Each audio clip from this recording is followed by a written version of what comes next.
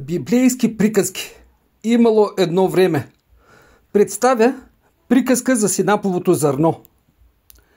Имало едно време в едно красиво царство, наречено царството на светлината, един мъдър и добър градинар. Той имал голямо сърце и искал всички живи същества да намерят покой и защита в неговата градина. Един ден градинарят взел в ръка най-малкото семенце, което можело да се намери, мъничко, почти невидимо синапово зърно. Семенцето изглеждало твърде незначително, за да постигне каквото и да е нещо голямо. Градинарят отишъл на нивата и с нежна грижа го посял. „Ето, малко зрънце“, прошепнал той. „Ти носиш в себе си силата на началото. Ти си моята надежда за голямото дърво, където мнозина ще намерят подслон.“ Съседите се присмивали. Какво става? Една тънка зелена нишка. Защо градинарят губи времето си с нещо такова незначително? Но малкото стръкче имало в себе си жизнена сила, дадена му от градинаря.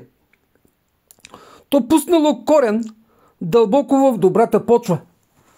То не се оплаквало, че е малко, нито се опитвало да имитира големите дървета. То просто растяло ден след ден в мълчаливо покорство на небесната светлина. С годините стръкчето станало по-голямо от всички градински растения и превръщайки се в силно голямо и разклонено дърво, това било чудно. От едно малко зрънце се появило дърво, чието клони били достатъчно широки, за да дават сянка и закрила. Случи се нещо вълшебно. Всички птици, които летели в небето, големи и малки, пъстроцветни и сиви, гладни и уморени, долитали отдалеч и намирали подслон и убежище по клоните му. Някои свивали гнезда за своите малки, други просто си почивали, други търсили сигурност.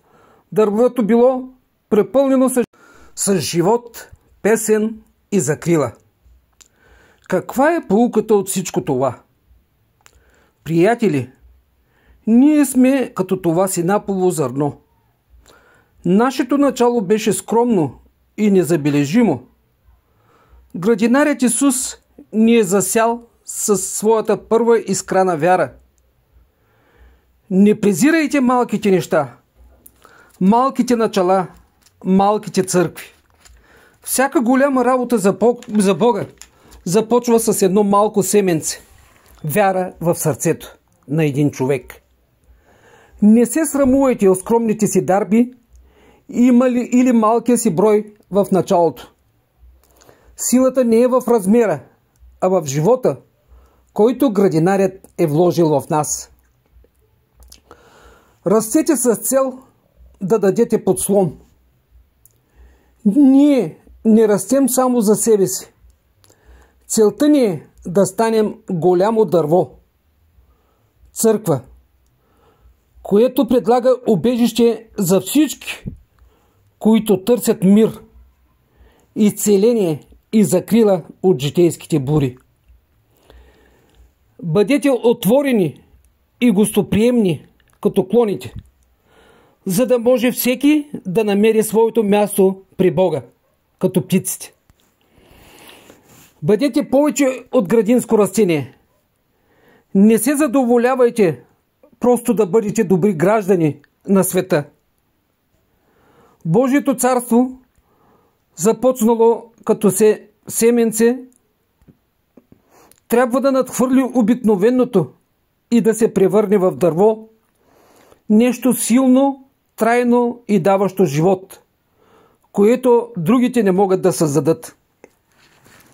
Скъпи приятелю, помни, че най-великата Божия общност, църквата, започва с една малка, чиста вяра, синапово зърно, посято от начало от само 12 човека.